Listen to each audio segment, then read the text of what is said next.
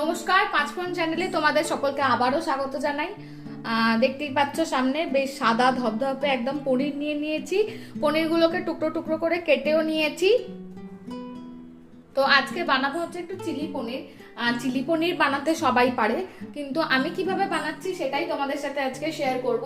তো চলো প্রথমে তোমাদের দেখাই। আচ্ছা, পনিরের তো নিজস্ব কোনো স্বাদ নেই, তো পনিরটাকে ওই জন্য ফার্স্টে একটু ম্যারিনেট করে নেবো। ম্যারিনেট করে একটু কিছুক্ষণ রেখে দেবো। তো তার জন্য প্রথমে নিয়ে নেবো একটু ডার্ক সয়া সস। এই যে একটু পরিমাণ মতো নিয়ে নেব ডার্ক সয়া সস।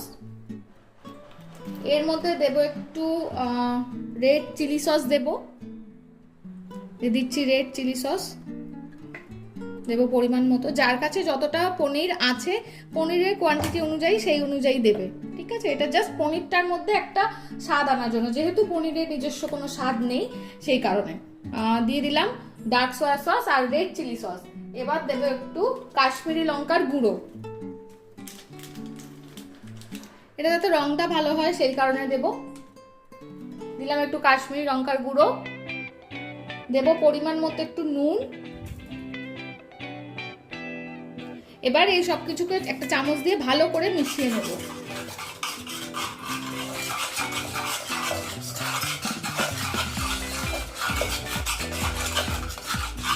চলো, ভালো করে মিশিয়ে নেওয়া হয়ে গেছে। এবার এর মধ্যে এক এক করে পনিরগুলোকে অ্যাড করে দেব।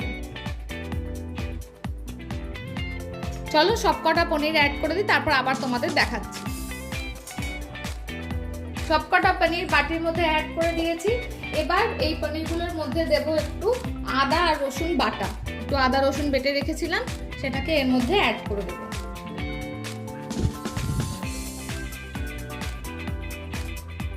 আর দেবো এর মধ্যে বেশ কিছুটা কর্নফ্লাওয়ার। অনেকে কর্নফ্লাওয়ারের সাথে ময়দাও অ্যাড করেন, আমি বাড়িতে বানাচ্ছি, বেশি ওই কোটিং করার দরকার নেই, জাস্ট শুধু ওই জন্য অল্প পরিমাণে কর্নফ্লাওয়ার অ্যাড করলাম। এবার এই সব কিছুকে পনিরটার সাথে ভালো করে মিশিয়ে নেব। চলো ভালো করে মিশিয়ে নিই, তারপর তোমাদের দেখাচ্ছি। তো দেখতেই পাচ্ছ পনিরটার সাথে সবকিছু ভালো করে মিশিয়ে নেওয়া হয়ে গেছে। তো এটাকে এই 2-5 মিনিট একটু ম্যারিনেশনে রেখে দেবো, তারপর আবার তোমাদের দেখাচ্ছি কি করবো এরপরে। চলো, তোমরা দেখতেই পাচ্ছ কড়াই তেল বসিয়ে আমার তেল একদম গরম করে নেওয়া হয়ে গেছে। তেলটাকে ভালো করে গরম করে নিয়ে গ্যাসের ফ্লেমটাকে এবার একদম কমিয়ে দিয়েছি। আর পনিরটাও আমার 5-10 মিনিট ম্যারিনেশনে রাখা হয়ে গেছে। এবার একে একে পনিরগুলোকে ভেজে নেব। তেলের মধ্যে পনিরগুলো অ্যাড করব। একে একে সমস্ত পনির তেলের মধ্যে দিয়ে ভালো করে এপিট ওপিট করে একটু ভেজে নেব। এই সময় গ্যাসের ফ্লেমটা কম থাকতে হবে, না হলে পনিরটা কি পুড়ে যাবে। চলো এইভাবে একে একে সমস্ত পনির অ্যাড করে ভালো করে ভেজে নিই, তারপর তোমাদের দেখাচ্ছি।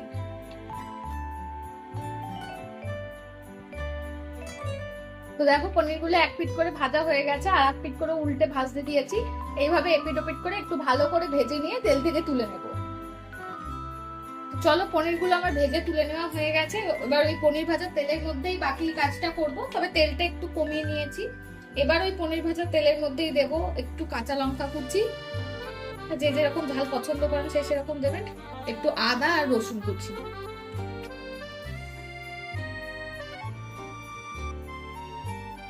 সবকিছুকে দিয়ে একটুখানি সটে করে নিয়েই, যাতে এটা পুড়ে না যায়, জাস্ট মিনিট 2-1 মতো সটে করে নিয়েই এর মধ্যে অ্যাড করব এই যে পেঁয়াজ কুচি। যেমন চিলি চিকেনে পেঁয়াজ অ্যাড করেন, এই যে ডুমো ডুমো করে কেটে রাখা হয়, সেরকম ডুমো ডুমো করে কেটে রেখেছি। বেশ খানিকটা পেঁয়াজ কুচি অ্যাড করব, নিয়ে ভালো করে একটু ভেজে নেব। তবে এগুলো ভাজা এমনই হবে যাতে পুড়ে না যায়।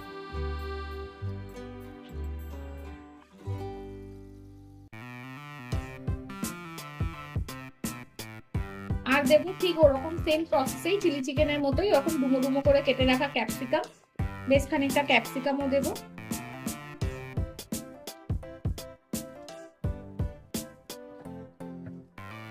এবার একটু ভালো করে নাড়াচাড়া করবো এগুলোকে।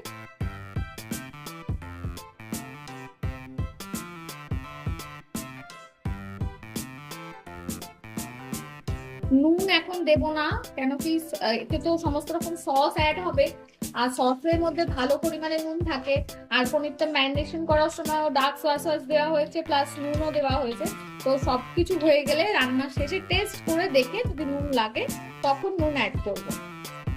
তো চলুন এগুলোকে প্রথমে একটু নাড়াচাড়া করে ভালো করে একটু ভেজে নিই, তারপর আবার আপনাদের দেখাচ্ছি। তো এগুলো আমার নাড়াচাড়া করে একটু ভেজে নেওয়া হয়ে গেছে, এগুলো একটু নরম হয়ে গেছে। এবার এর মধ্যে অ্যাড করবো একটু ডার্ক সয়া সস,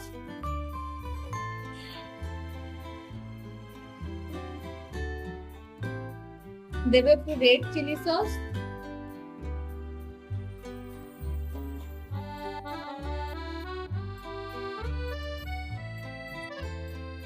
আর দেবো একটু টমেটো সস বা টমেটো কেচাপ। টমেটো সসটা একটু বেশি দেবো অন্যগুলোর থেকে।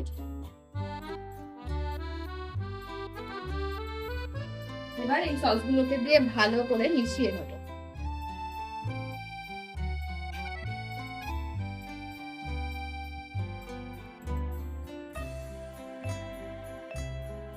সসগুলোকে দিয়ে ভালো করে মিশিয়ে নেওয়া হয়ে গেছে। এবার এর মধ্যে পরিমাণ মতো জল অ্যাড করব।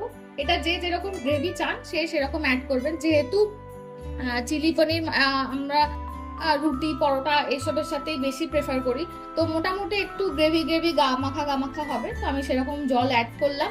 এবার এই জলটাকে একটু ফুটতে দেবো ভালো করে।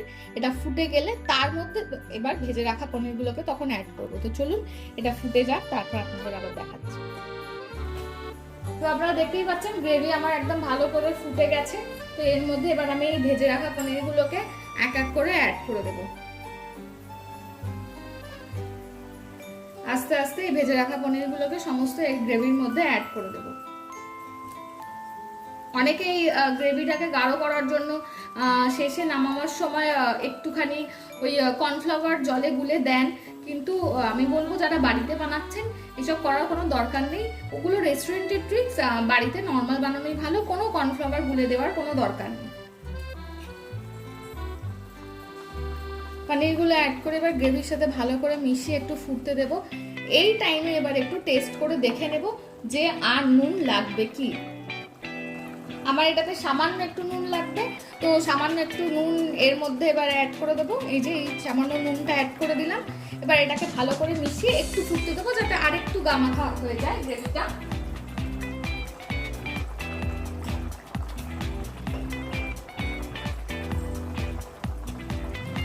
নুনটাকে ভালো করে মিশিয়ে দেবো পুরো গ্রেভিটাতে।